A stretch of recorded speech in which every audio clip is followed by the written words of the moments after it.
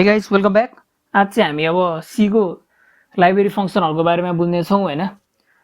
जुन चाहिँ पहिलेदेखि नै C प्रोग्राममा इनबिल्ड हुन्छ है अनि त्यो चाहिँ खास गरी के हो त भन्दा फेरि हामीले फंक्सन युज गर्नको लागि चाहिँ हेडर फाइलहरु युज गर्नै पर्छ इन्क्लुड गर्नै पर्छ हेडर फाइलहरु हैन अब त्यो डाटा डेफिनेसन प्रोटोटाइपहरुको यस्तो फंक्सनहरुमा चाहिँ हेडर फाइल इन्क्लुड भएकै हुन्छ अब जस्तो अब हामीले printf फंक्सन युज गर्नको लागि चाहिँ हामीले studio.h हेडर फाइल युज गरे हुन्छौं भने हैन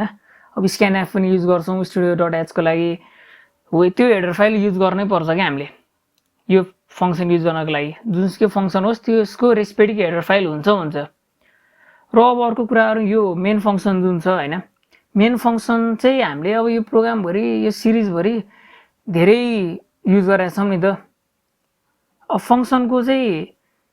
के हो त खास गरी भन्दा फेरि जब हामीले एउटा प्रोग्राम रन गर्छौं प्रोग्राम रन गरिसकेपछि फंक्सनले चाहिँ अपरेटिङ सिस्टमलाई कल गर्ने काम गर्छ त्यही भएर हामीले हरेक प्रोग्राम चाहिँ मेन फंक्सनबाट नै सुरु गर्छौं अनि एउटा भ्यालिड सी प्रोग्राममा चाहिँ मेन फंक्सन इन्क्लुड हुनै पर्छ अब सी लाइब्रेरी फंक्सन किन युज गर्ने त हैन अब यसको एडभान्टेज के हो त भन्दा फेरि अब अहिलेको टाइममा के छ त भन्दा फेरि हामीले प्रोग्राम कोड राइट गर्छौं हैन अनि त्यसपछि लेखिसकेपछि हाम्रो प्रोग्राम त अब आज रन गर्ने भोलि रन नगर्ने त गर्नु भएन हरेक टाइम रन गरेर राख्नु पर्यो त्यसको लागि चाहिँ अब हाम्रो यो लाइब्रेरी फंक्सनहरुले चाहिँ एकदम हेल्प गर्छ के त्यो भएपछि के हुन्छ त भन्दा फेरि लाइब्रेरी फंक्सन युज गर्दा फेरि हाम्रो एउटा नर्मल प्रोग्राम जुन क्रिएट गर्छौं त्यो गर्दा फेरि एक वर्षपछि पनि चल्छ अब मेरो कम्प्युटरमा चल्छ एउटा अर्को कम्प्युटरमा नचल्ने भन्ने हुँदैन हरेक कम्प्युटरमा चल्छ त्यो हाम्रो लाइब्रेरी फंक्सन युज गरेपछि हाम्रो यो स्ट्यान्डर्ड लाइब्रेरी फंक्सनहरु चाहिँ के हो भन्दा यो डेडिकेटेड ग्रुप अफ डेभलपरहरु हुन्छ हैन उहाँहरुले चाहिँ यो टाइम टु टाइम अपडेट गरेर राख्नु भएको हुन्छ स्क्रिनमा देख्न सक्नुहुनेछ है हाम्रो हेडर फाइल र यसको फंक्सनहरु छ अब हामी studio.h त धेरै युज गरिसकेको छौं हैन अब चाहिँ हामी एउटा math.h को एक्जाम्पल गर्ने छौं त्यसको लागि चाहिँ म फर्स्टमा त्यही studio.h हेडर फाइल इन्क्लुड गर्छु र math.h त्यो गरिसकेपछि अब म इन्ट मेन फंक्सनको त अघि मैले काम भनिसके हजुरहरुलाई र म नम र रुटलाई डिक्लेयर गरिदिए डिफाइन गरिदिन्छु र हाम्रो यो नम्बर लिन्छु युजरबाट र प्रिन्ट गर्छु है त्यसपछि म अब के गर्छु त भन्दा फेरि यो हाम्रो जुन स्क्वायर रुट छ नि नम्बर हामीले जुन नम्बर लिन्छौं नि युजरबाट त्यो युजरबाट लिएको नम्बरको स्क्वायर रुट चाहिँ केमा स्टोर गर्छौं त रुटमा स्टोर गर्छौं हैन फर्मुला त्यही भइहाल्यो रुट इक्वल्स टु स्क्वायर र printf 0 छिटो रन गरौँ है त सो नम्बर लेख्छु म 14 हाम्रो स्क्वायर रुट छ 3.74 लेख्छु म 77 स्क्वायर रुट छ 8.77 सो हाम्रो प्रोग्राम रन भयो है अब math.h को फाइल हेडर फाइल चाहिँ अब कसरी युज भयो के भयो कस्तो ठाउँमा काम लाग्यो देख्न सक्नुहुनेछ है हाम्रो एउटा म्याथको प्रब्लम सल्भ गर्नलाई काम लाग्यो हेडर फाइल अब अरु हेडर फाइलहरु पनि टन्नै छन् हैन त्यो अघि मैले देखाएको त्यो हेडर फाइलहरु यो छन् यिनीहरु पनि अब काम लाग्छ हामीले काम गर्दा गर्दै काम लाग्दैन त हैन यतिकै बसेर त अब काम लाग्दैन यो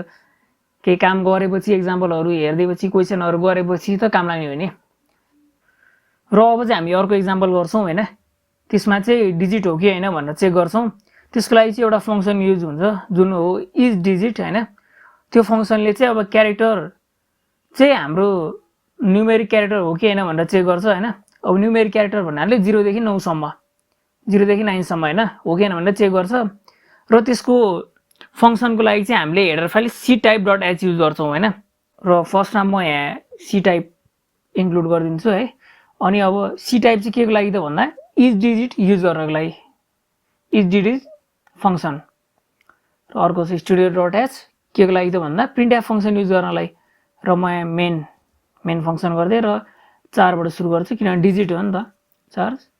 हामीले g राख्दिए र if चलाइन्छु अब म चलाइदिएपछि इज डिजिट फंक्सन हामीले युज गर्यौं र त्यहाँ c1 राख्दियौ अब printf यो के हो त न्यूमेरिक क्यारेक्टर हो भनेर लेखिदिन्छु अब एल्स त चाहियो if पछि एल्समा छ अब यो त अब हैन अब माथि न्यूमेरिक क्यारेक्टर हो अहिले भन्ने त अब यो नन न्यूमेरिक हुन्छ पक्कै पनि